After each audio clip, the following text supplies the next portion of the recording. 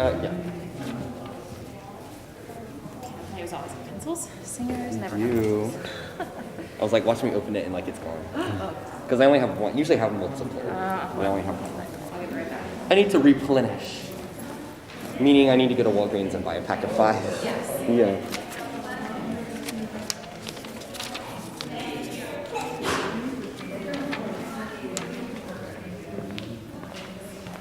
Thank you for doing this, everybody.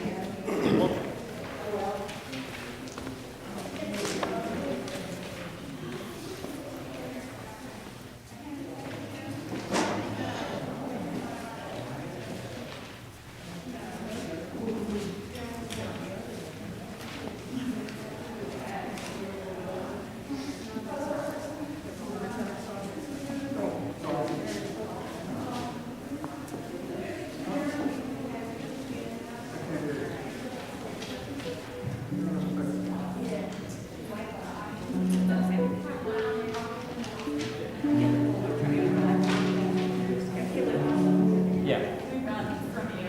Oh, right. Thank you. I'm writing the words down. Do you want to take the first? Which one do you want? I think last time I did the. You want to do the first? The first. Okay. Yeah, I'll do the second. Okay. Great. From you I receive, to you I give. Together we share, and from this we live. From you I receive, to you I give. Together we share, and from you I give. Together we share, and from this we live. Great, thank you. Yeah. I'll write the words down. And then, well, I mean, that's awesome. No, today we're singing that song. This is so right before here, you're going to introduce it. That's on the script, okay? But I'm going to tell them that if they're just like ready to sing in a room, they can exit.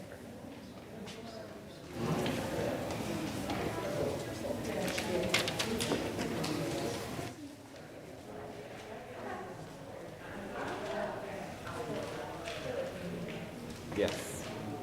Here.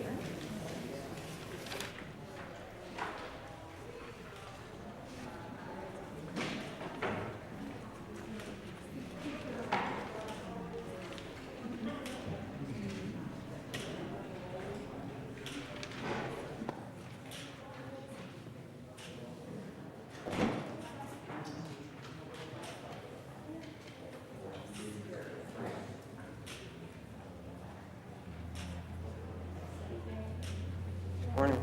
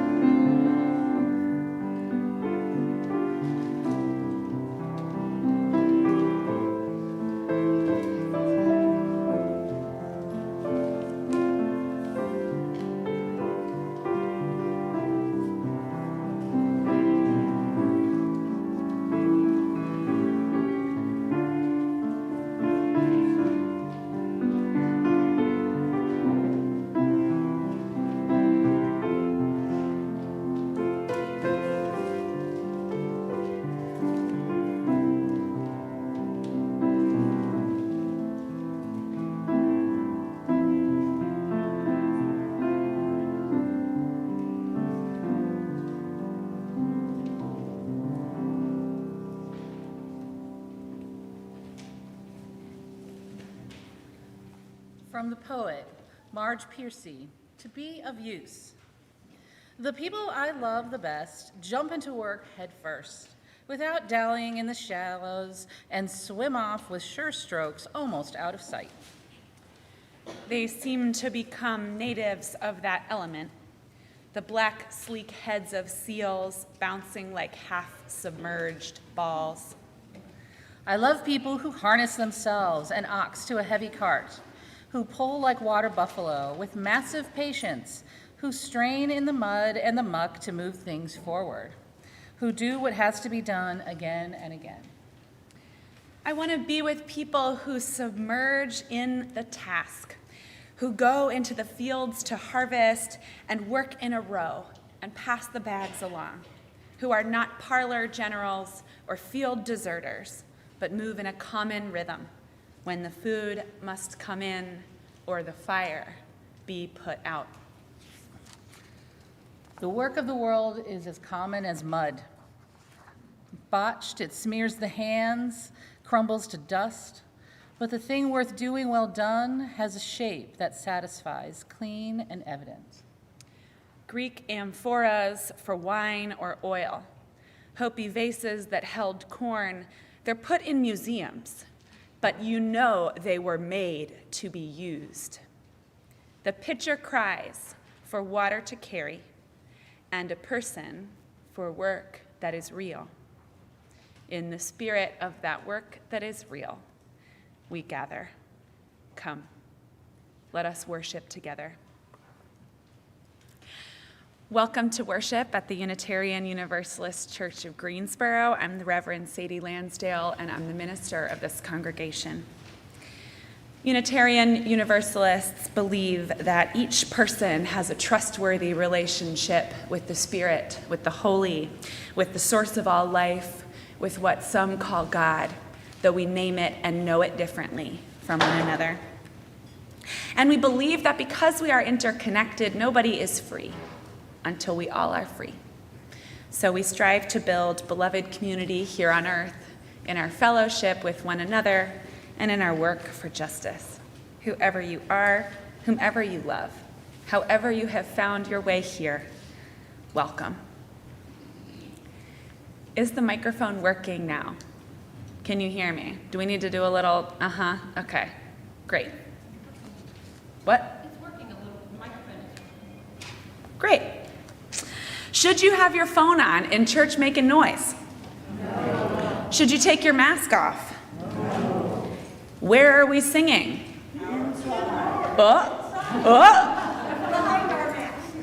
So we are singing only our benediction hymn inside at the very end of worship. We're moving toward singing together. We're going to do it slowly. And if you're not quite yet comfortable singing in a room full of people, we're easing in, and there will be time for you to make a graceful exit to music at the end of the service, if that's something you're not ready for. We're going to keep our masks on to sing. If you're joining us online, go ahead and say hello in the chat. If you're joining us in the sanctuary, why don't you turn around and wave good morning to everybody joining us online. At the end of worship, right after worship, we'll stick around in the sanctuary and we will have a COVID town hall. We're talking about our new mitigation protocols. We're going to answer any questions, do some practice problems, and kind of work through this stuff together. We'll also have a taste of stone soup when that is over.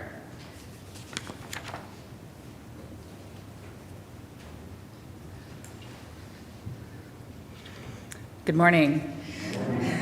My name is Katie Claude, and I'm a member of this congregation. Rick Tolley will come and light our chalice. Please join me in our chalice lighting words found in your order of service.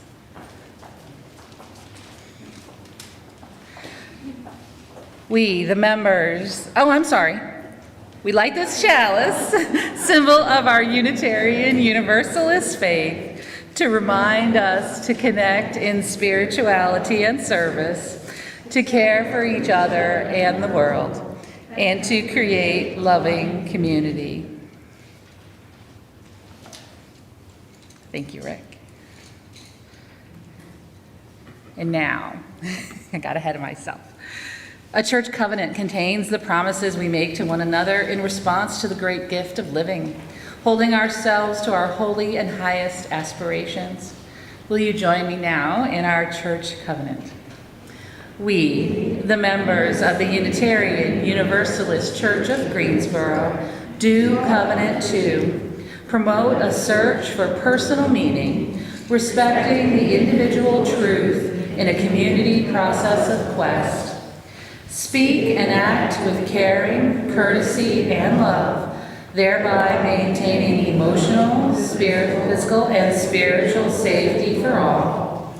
Support UUCG and denominational efforts with our resources. Combat injustice while promoting equality. Nurture our children on their spiritual journey. And hold ourselves to this covenant, especially during times of conflict and disagreement.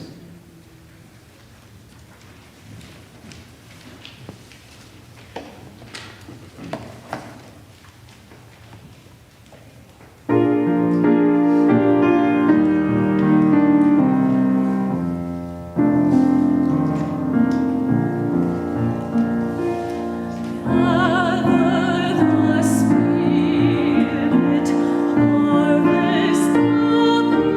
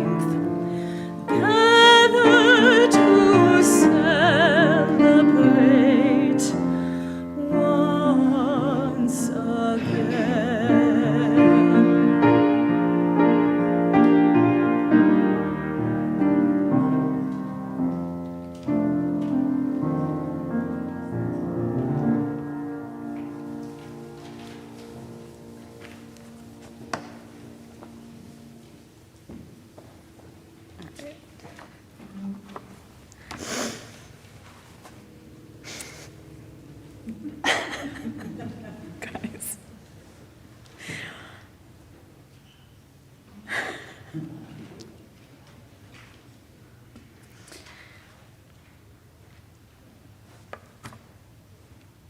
I can't do it. Can you read this first paragraph? We have to go later. We all know music has a power, right? How beautiful it is to be together. We gather in gratitude this morning, turning our hearts to thanks and praise for the gift of living in the presence of the Spirit that animates all life, and in the knowledge that we are powerfully, profoundly connected to all that is, all that has been, and all that will be. At any time during our service, you can go to our Joys and Sorrows table to light a candle, a symbol of the ways our burdens are eased and joys are magnified, knowing they are held in common. I invite you now to offer the names of those people on your hearts, living or dead, near or far, that this community may hold them in prayer and in love. You can type them in the comments if you're joining us online. You can speak them now.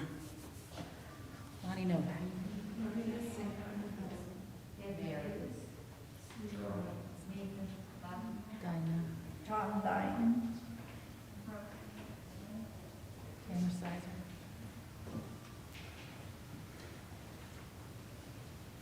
Grace Parker.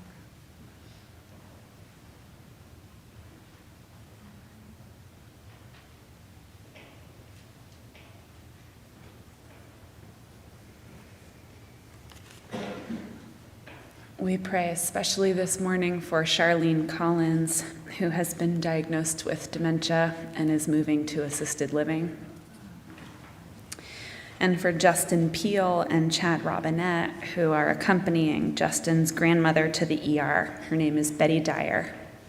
We keep her in our prayers as well. During these few minutes of silence, you can focus on something you're grateful for, someone you are remembering especially today, or just the sensation of your chair supporting you. Will you find a comfortable place in your seat and take a few easy breaths as we settle into our shared silence together?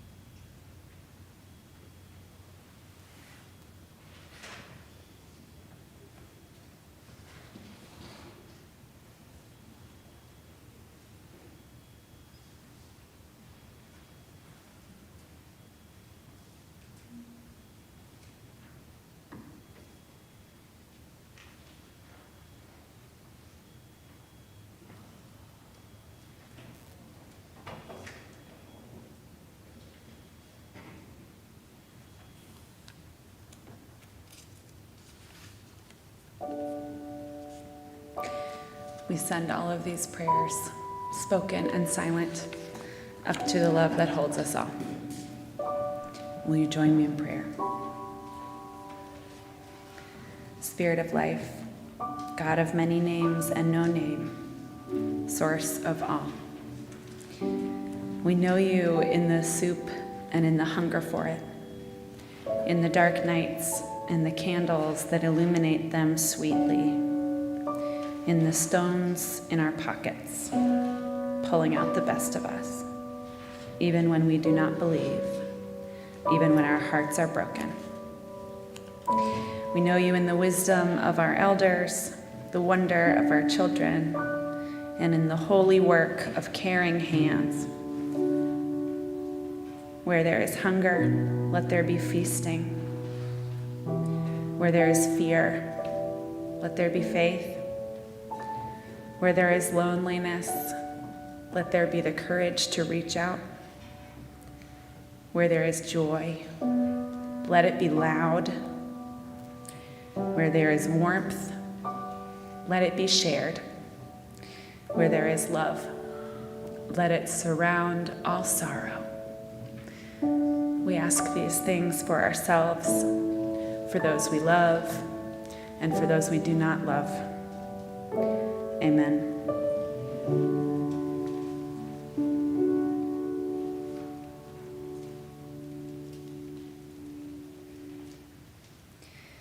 We sing the things we cannot say, our prayers and our yearning, our heartbreak and our hope. Please join in our humming meditation. Number 396, I know this rose will open.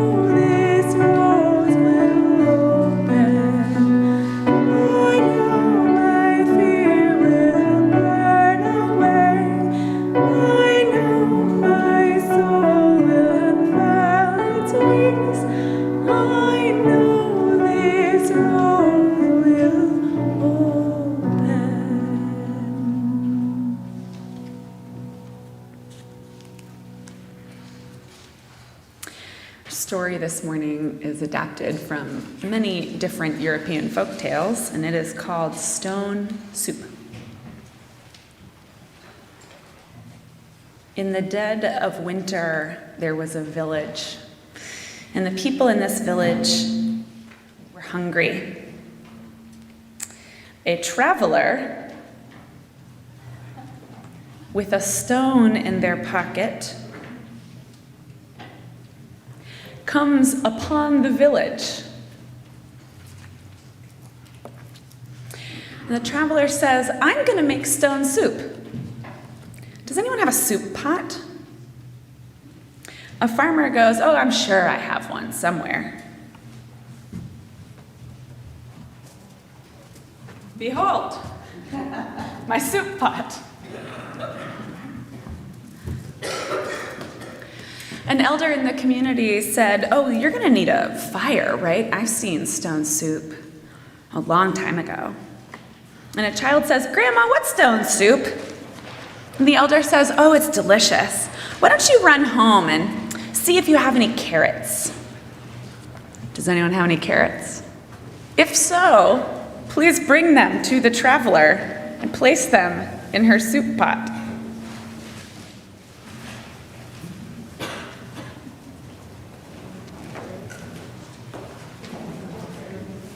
If you have carrots but you don't want to bring them and you'd like the traveler to travel to you, raise your hand and she will.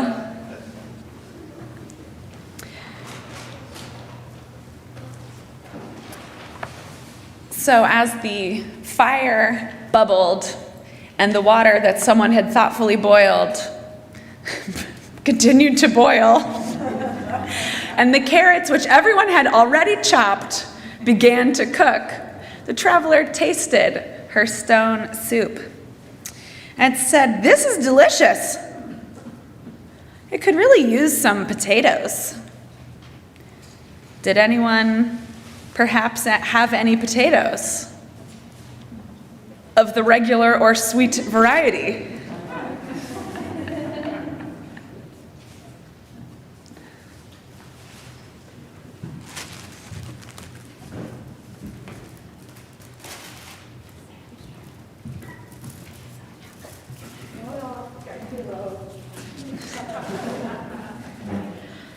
Now, someone else in the village, the naysayer, piped up, "This will never work."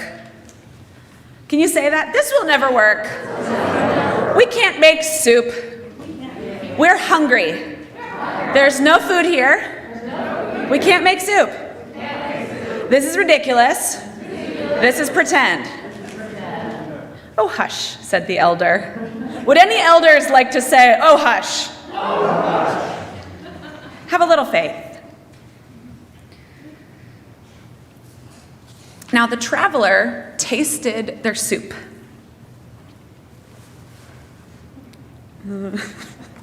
Just with their bare hands, they just reached to this pot of boiling water and they tasted their soup.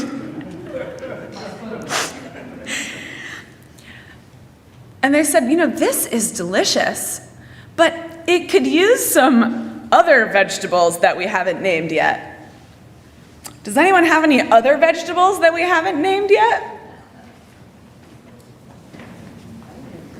The onions. Mmm. And corn. Mmm. Tomatoes. More onions. Ooh, wheat.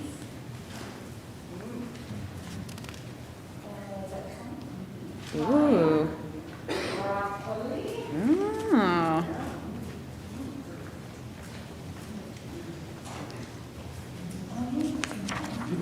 Oh, rhubarb. Onions.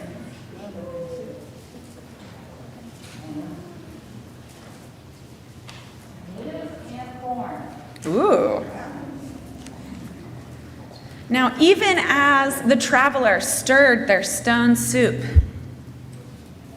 a bunch of people stayed quiet and they kind of sat at home. They weren't being out loud discouraging like the naysayer, but they weren't participating either. These ones are the skeptics. I'm not sure about this, they thought to themselves. Anybody want to be the skeptics? I'm not sure about this. Whether or not you have a beard, you can still,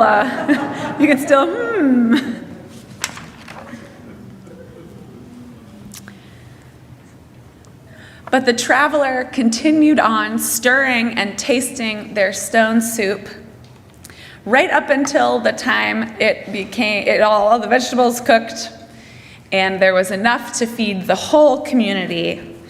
And there was also more, and so someone else came forward and said, I have more to put in the pot. Wait for the celery. Stone soup, how delicious. And the traveler took all the vegetables out the door to the care team, where they waited in the kitchen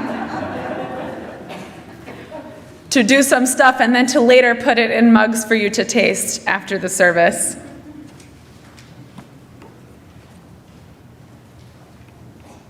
Oh, wait, Katie, come back. You have to do the reading. I'll do the reading. Our reading this morning comes to us from, oh wait, no. We have music, right? We need Sam though. Yeah. Great. All right, well everyone, this is the story of stone soup. The end. Thanks, Kay.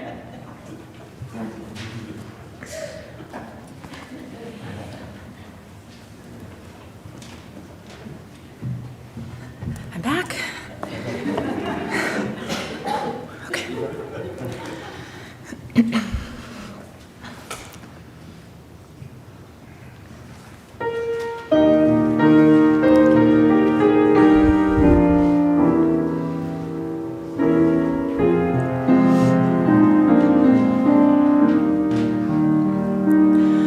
When we are gathered for a time of worship and of song, let none forget the joys and griefs that mark each path of life, and thus we reach for those who love.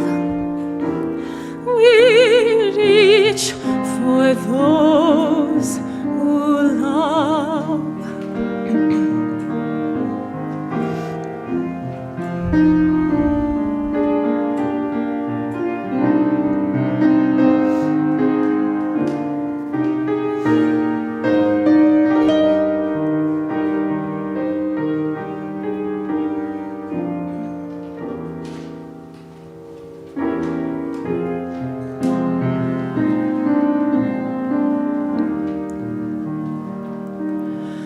For youth shall pass and time is wise, and countless seasons turn.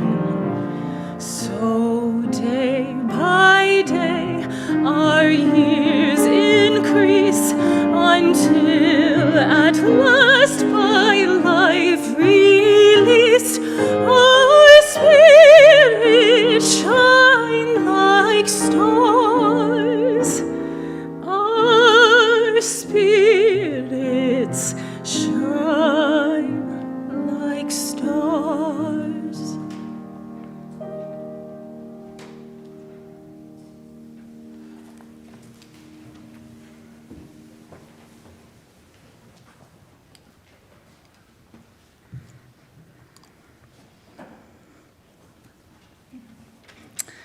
Our reading this morning comes to us from the poet Joy Harjo. Grace, for Darlene Wind and James Welch.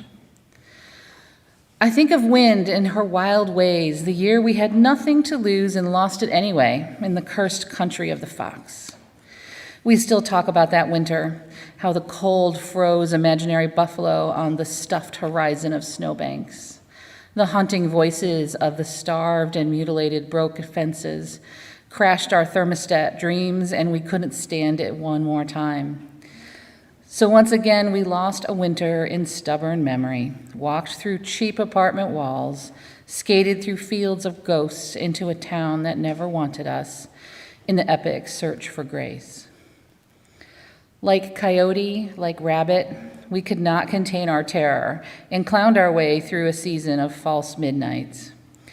We had to swallow that town with laughter so it would go down easy as honey. And one morning, as the sun struggled to break ice and our dreams had found us with coffee and pancakes in a truck stop along Highway 80, we found Grace. I could say Grace was a woman with time on her hands, or a white buffalo escaped from memory. But in that dingy light, it was a promise of balance. We once again understood the talk of animals, and spring was lean and hungry with the hope of children and corn. I would like to say, with Grace, we picked ourselves up and walked into the spring thaw. We didn't. The next season was worse. You went home to Leech Lake to work with the tribe, and I went south.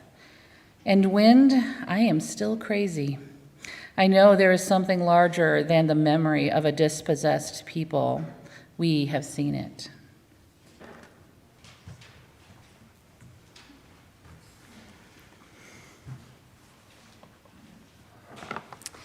Who are the characters in our story? Can you remember them? Just call them out. Traveler. Elder. Skeptic. Naysayer. The people who brought food. Child. What'd you say? Cook? The person who made the fire.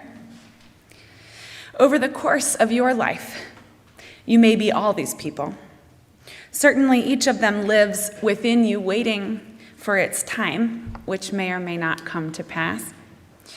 The elder who has long experience with the soup stone.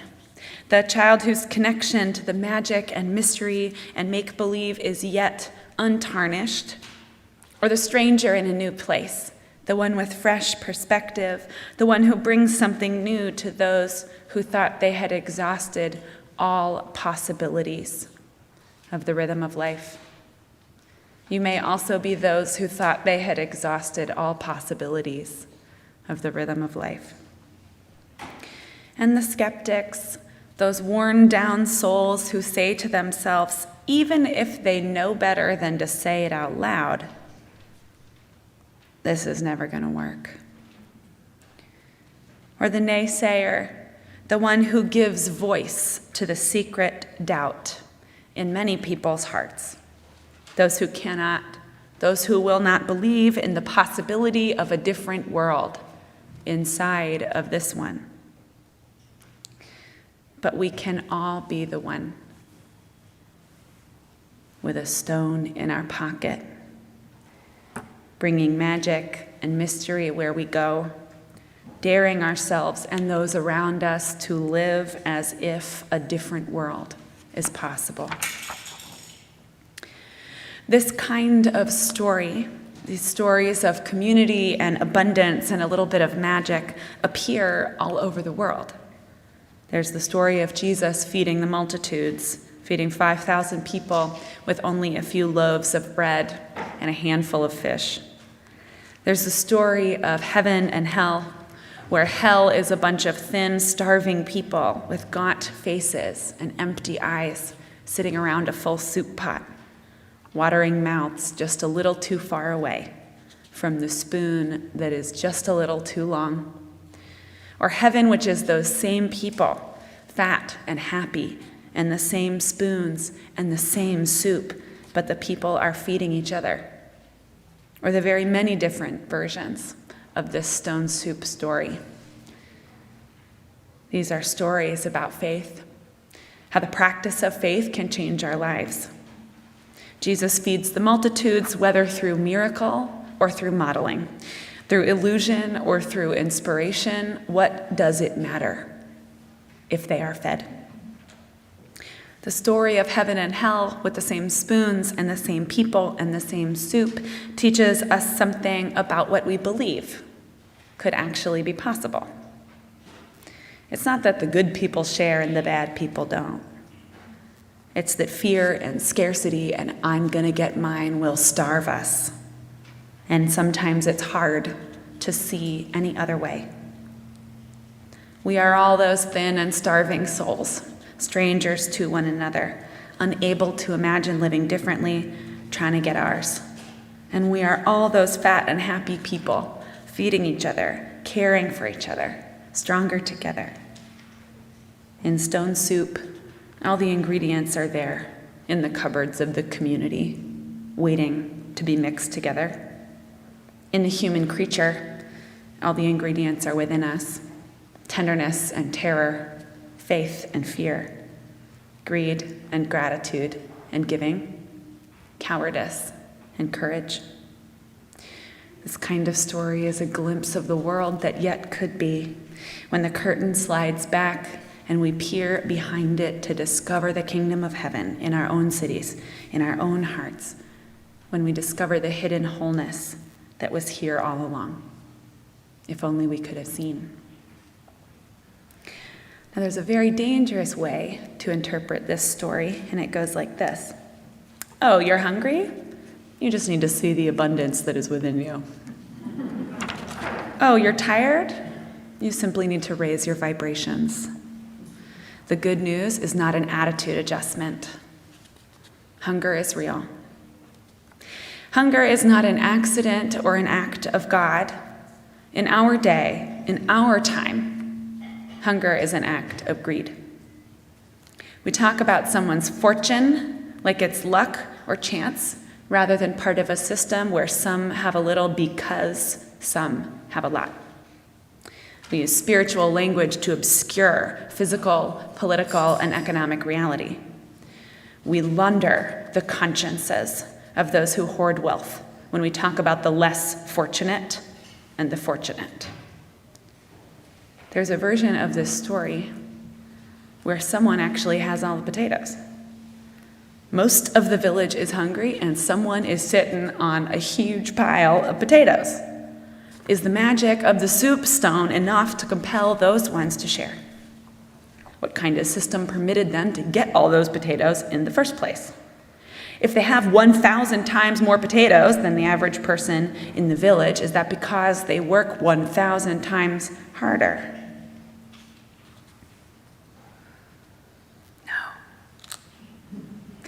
Stories of scarcity are also in our day always stories of power, greed, hoarding, and fear. And there is much to fear. There is nothing about our current system that should give us a feeling of security if we give away all we have. There is nothing to demonstrate to us that if we give away what we have, we will yet be provided for. There is not much at all that gives us faith, but we could build it. You may have heard there are two kinds of people. Those who see a full pizza and take 3 slices because they're worried there might not be enough, or those who see a full pizza and take only 1 slice because they're worried there might not be enough. But the truth is, actually, there is one kind of person. And we are all of those people. We are made of courage and cowardice, fear and faith, gratitude and giving and greed. We can make choices. We can create communities that give us more of a sense of safety in our generous and bold choices. Do not hear me promising that it is easy, but I promise that it is possible. I know churches that run debt liberation circles, for example, where everyone in that circle puts into the pot and everyone takes out, paying off loans faster than they could if they were alone, trying to beat interest at its own game. There are ways to cooperate, to seek freedom from fear through the kinds of lives that we make possible for each other.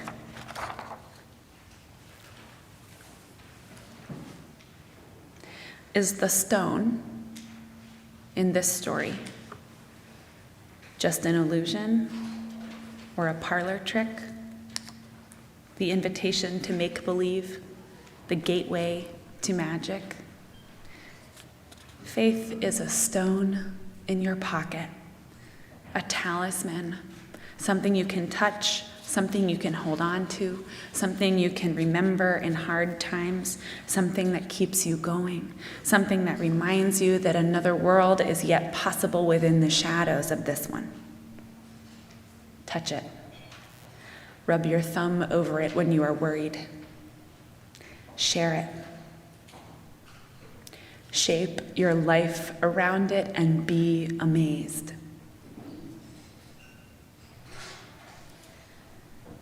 We embark on all sorts of journeys. Tentatively and sometimes with great fear, we set out. Trying to get pregnant, starting the adoption process, trying to get sober, giving up our homes and living in independent communities, dating again after loss. Humbly, in the storm, one foot in front of the other, sometimes trudging forward, knowing that the cost of moving forward in faith is high, but the cost of staying still, staying stuck, might be higher. We are also sometimes those ones sitting in the village, hungry and cold, and someone comes from the outside holding a stone in their hand, and you find yourself ready to change your life. They hold the stone, and you are hungry, and the cost of not even trying to make the soup, as ridiculous as it feels, is too great to bear. Sometimes faith is just moving through terror, fumbling through the dark with something guiding you. Sometimes there's no light, no beacon, no neon sign, no clarity at all. Just a stone in your pocket and the soft whisper in your ear that says onward, or that says maybe, maybe, maybe. When you are in the place where nothing shines and all you have is the stone pressed into your palm, reminding you that something else is possible, even if through your tears and your squinting, you cannot yet make it out. Faith is a stone in your pocket while you boil the water, while you hear the voices of doubt and reason, and you choose to live like there might be some magic in it anyway. Faith is just dropping the stone in the water, maybe even rolling your eyes a little as you pull out the salt and you call for potatoes and you begin to stir. May it be so for you and so for us all. Amen.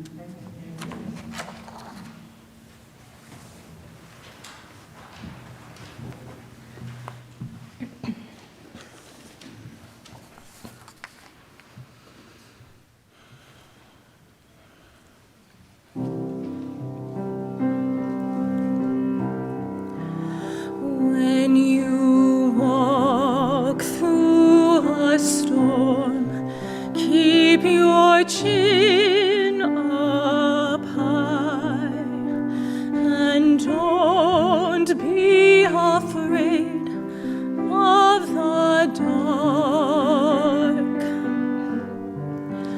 At the end of the storm is a golden sky and the sweet silver song of a lark. Walk on through the wind, walk on through the rain, though your dreams be tossed and blown.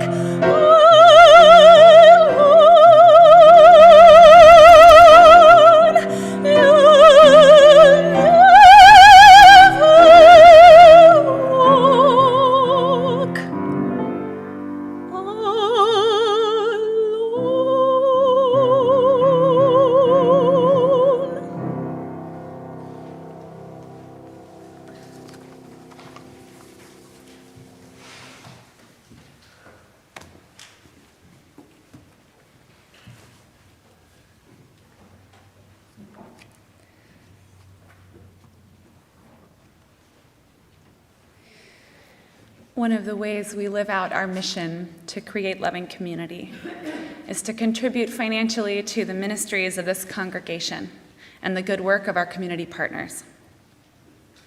Housing insecurity is a powerful theme in the Advent and Christmas stories.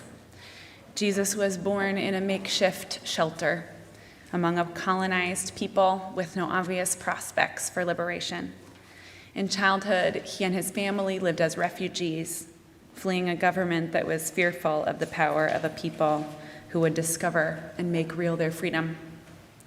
As an adult, he held no permanent home. Advent calls people of faith to remember the vulnerability of those who have no place to lay their head and to live in solidarity with them. The Good Neighbor movement is trying to raise $10,000, which will be distributed to pay the rent of people who are going to come on hard times real soon when the eviction moratoriums are up.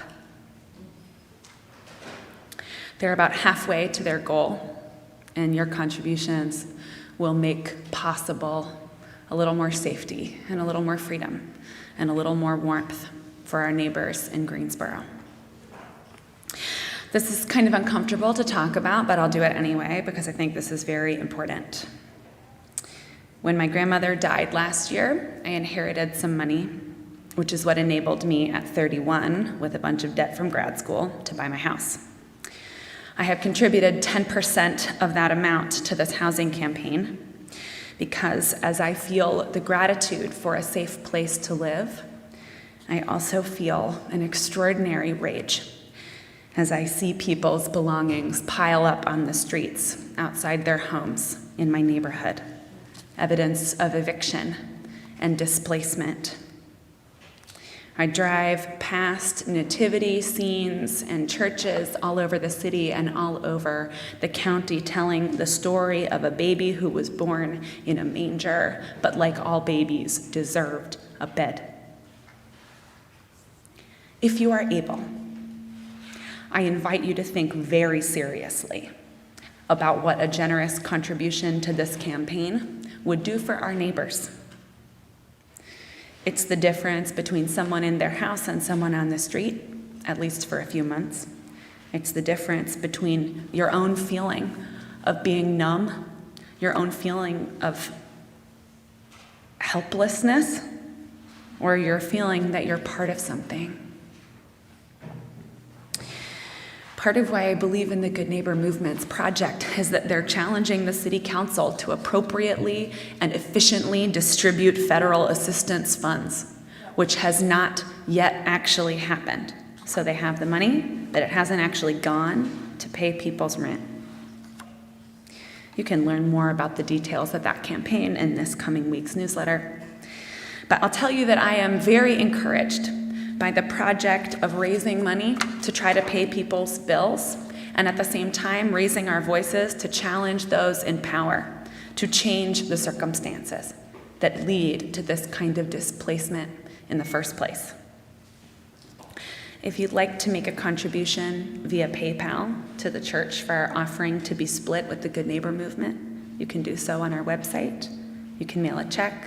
The ushers will come forward to collect the offering with long baskets. And if you find yourself wanting to talk about where you personally can give your money to have the greatest impact, I'm always available to help think with you about challenging the balance of power and giving away what we have so that all can be free. Our offering will now be safely and gratefully received.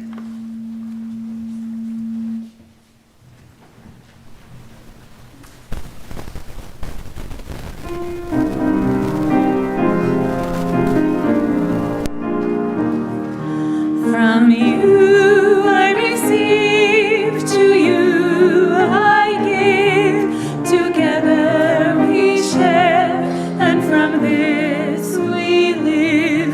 From you I receive,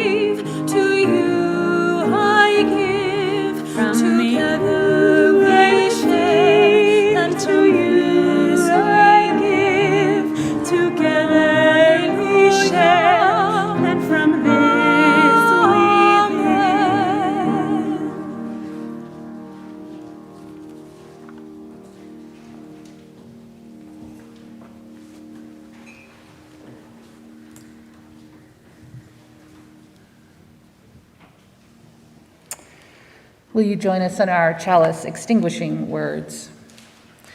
We extinguish this flame, but not the light of truth, the warmth of community, or the fire of commitment. These we carry in our hearts until we are together again.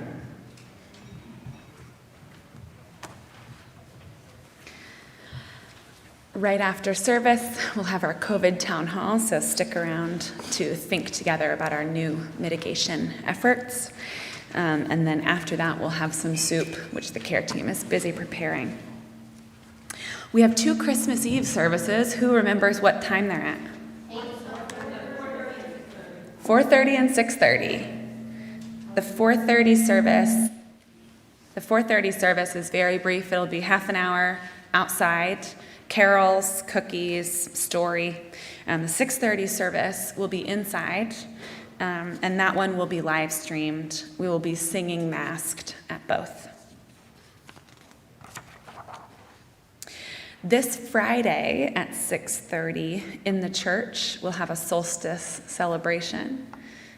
It will be inside, outside, and you'll have a lot of choices about your level of comfort and safety being indoors with other people. But there'll be inside, outside, food, drink, and lights in the darkness to celebrate the turning of the year. On January 16th, we have a huge transition happening that feels like it's been coming for about 2 years, and that I'm really excited about. We're transitioning to all ages religious education after worship. So what this means is kids will be in worship with adults. Right before the sermon, kids will be permitted to leave if they want, to go play and eat snacks and do all sorts of fun stuff. I guess adults, if you want to do that too, you can. Nobody's going to stop you. You can go play outside too. Our youth group will be invited to stay in worship if they want, but some of these choices are up to y'all and your preferences. And then after worship at 11:15, we'll have religious education for all ages. So kids will be in the classrooms that they're used to being in. Adult religious education will be in the sanctuary. It will be masked. We are going to figure out masks, but also microphones, because we're thinking about everybody's hearing. And adult RE will be structured reflection on worship, at least to start. So we're embracing the principle good enough for now and safe enough to try. Details are in the newsletter, as well as in the Children's and Youth Ministry newsletter that Cindy Dillard sends out. So if you are an adult and you've been saying to yourself, I would love to teach religious education. I would love to nurture our children on their spiritual journey, like we say every week in our covenant, but I don't want to have to miss worship to do it. Your prayers have been answered, and Cindy is looking forward to hearing from you. More details about how many adult volunteers we're going to need to pull this off will be in your newsletter, but we are confident that we can become a community committed to learning together for all ages every week.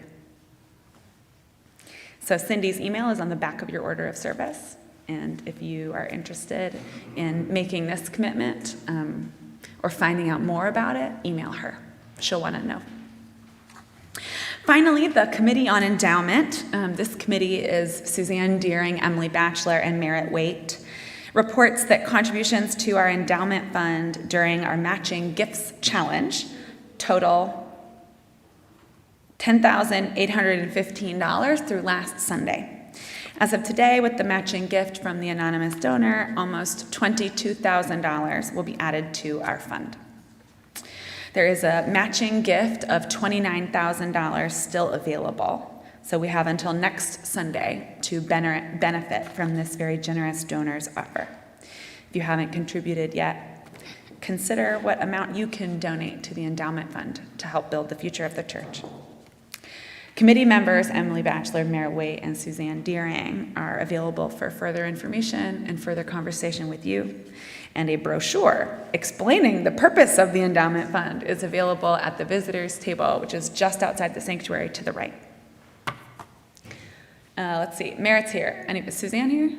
No. Merritt, we wave to the people. Great, princess wave. This is Merritt. I didn't see Emily. Okay, if you have any questions, Merritt would love to answer them.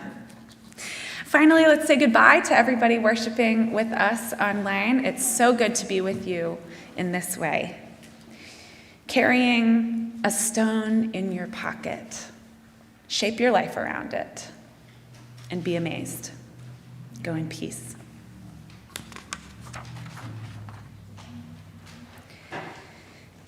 If you'd like to slip out before we sing our benediction hymn indoors, this is the time for you to do that.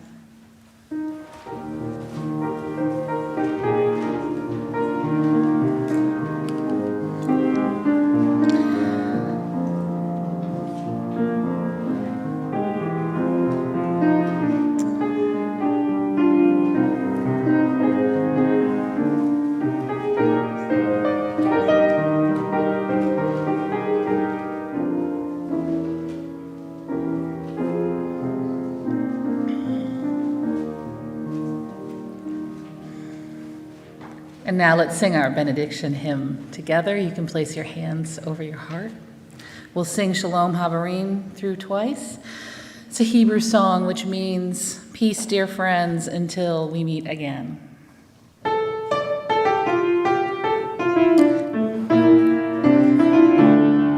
Shalom Havarim, Shalom Havarim, Shalom, Shalom, La'it Ra, La'it Ra, Shalom.